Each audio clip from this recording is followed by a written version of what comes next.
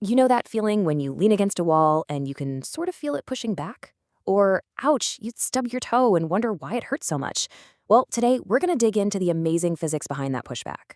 It's all about Newton's third law of motion, which is basically the universe's rule that says, hey, you can't touch anything without it touching you right back. All right, so here's our game plan. We're going to start with that gut feeling, the universe pushing back. Then we'll get into the nitty-gritty, the official definition from Newton. After that, I'm going to let you in on the one big secret that makes this whole thing finally make sense. We'll see how it pops up everywhere in daily life, figure out how to use it like a pro, and wrap up by looking at what it all really means for the nature of force itself. Sound good? Let's dive in. Okay, so let's jump right in with a classic example. You've definitely seen this in movies, right? Someone fires a big rifle and there's that powerful kick, the recoil. So the rifle is launching the bullet forward with this insane amount of force. But what happens at the exact same time? The rifle gets shoved backward, right into the shooter's shoulder. And that kick, it's not just some random side effect. Nope. It's actually a fundamental part of the physics going on. But let's bring it down to something simpler. I mean, think about it.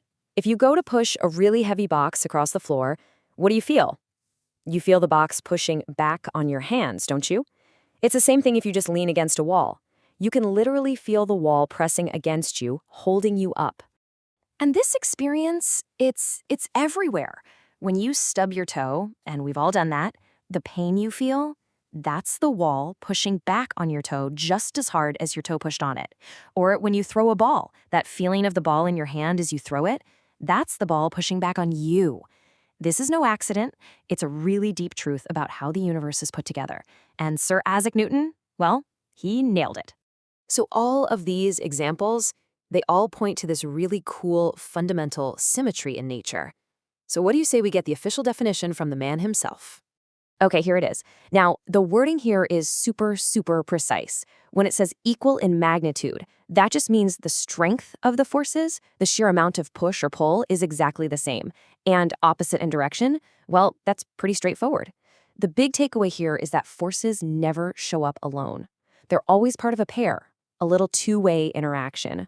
And this is the version you've probably heard a million times. It's catchy, it's easy to remember, and honestly, it's kind of dangerous because this simple phrase hides the single most important secret about this law.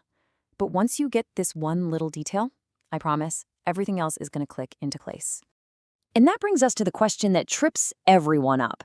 I mean, if the forces are equal and opposite, how does anything ever move? Right? Shouldn't they just cancel each other out and nothing happens? It feels like it should be a total stalemate, but they don't. And this is the aha moment. Think about it. It really does sound like a paradox, doesn't it? You've got a swimmer at the end of a pool. She pushes on the wall with a certain amount of force, and the wall pushes back on her with the exact same amount of force. So how in the world does she go anywhere? How can she possibly accelerate away from that wall? Okay, here it is, the big secret. And it's so simple it's almost crazy, but it changes everything. Here we go.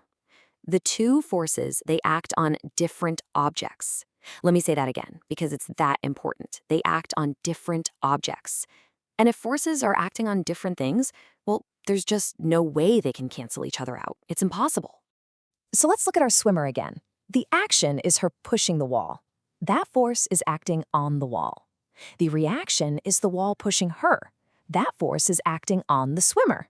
See? The wall feels one push, and the swimmer feels the other. Two different objects, two different forces. No cancellation. So if we want to figure out why the swimmer moves, we have to decide what we're looking at. Let's make the swimmer our system of interest. That just means we only care about the forces acting on her. And what's the only force pushing her forward? It's the push from the wall. The force she puts on the wall, it doesn't matter for her motion. It's happening to the wall, not to her. That is the secret. All right, now that you're in on the different systems secret, get ready. You're going to start seeing Newton's third law absolutely everywhere you look. Seriously, it's like the hidden engine behind almost every kind of movement. Let's run through a few examples. Walking. You think you're pushing yourself forward, right? Nope. You're actually pushing the ground backward with your feet. And in reaction, the ground pushes you forward. A car? Same deal. The tires push the road backward, so the road pushes the car forward. A bird flying? Its wings push the air down and back, so the air pushes the bird up and forward. So what about a rocket? It's not pushing on the air, No, it's pushing its own exhaust gas backward at an insane speed. And that gas, in reaction, pushes the rocket forward with a huge amount of force. And that special reaction force, the one that moves rockets and jets and even an octopus shooting through the water, it's got a name. We call it thrust. Okay, pop quiz time. So why do rockets actually work better in the total vacuum of space? Is it A, B, or C? Just think about it for a second. Got your answer? The correct answer is B. It's a huge myth that rockets need air to push against. They absolutely don't. They push against their own gas. And in a vacuum, there's no air resistance to slow them down, so that thrust is just way more efficient. All right, let's put this into practice, because the real power of understanding Newton's third law comes when you learn how to choose your system of interest to solve problems. This is how physicists really tackle things. So check out this classic physics problem. We've got a professor pushing a cart. Now, the force that gets the whole show moving comes from the floor pushing the professor forward with 150 newtons. The big question is, how much of that 150 newtons actually makes it to the cart? Well, the answer totally depends on what we decide to look at, on how we define our system. Take a look at how this table breaks down our choices. If we look at system 1, the professor and the cart together, the force between her hands and the cart is just an internal push. It's happening inside our system. But if we switch to system 2 and look at only the cart, all of a sudden her push becomes an external force, and that's the one we're trying to figure out. And when you actually do the math for this problem, the answer is 53 newtons. Get this.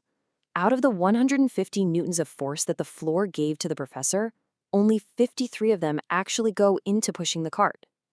So where did the other 97 newtons go?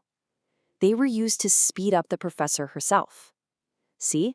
Choosing the right system is the only way to figure that out. Okay, so let's wrap this all up. What's the big final takeaway from Newton's third law? The main thing to remember is this. Forces are never a solo act. They always come in pairs. It's a perfect symmetry. Every single push has an equal and opposite pushback. And the real key to understanding motion is just to remember two things. 1, those forces act on different objects, so they don't cancel. And 2, you get to choose which object you want to analyze. And I'm going to leave you with one last thing to chew on. This law, it applies to everything, even gravity. So right now, the Earth is pulling you down with a force, right? We call that your weight. But Newton's third law guarantees that at this very moment, you are pulling the entire Earth up with that exact same amount of force. So here's the question. Why doesn't the Earth come flying up to meet you every time you jump? The answer is hidden in everything we just talked about. Thanks for joining.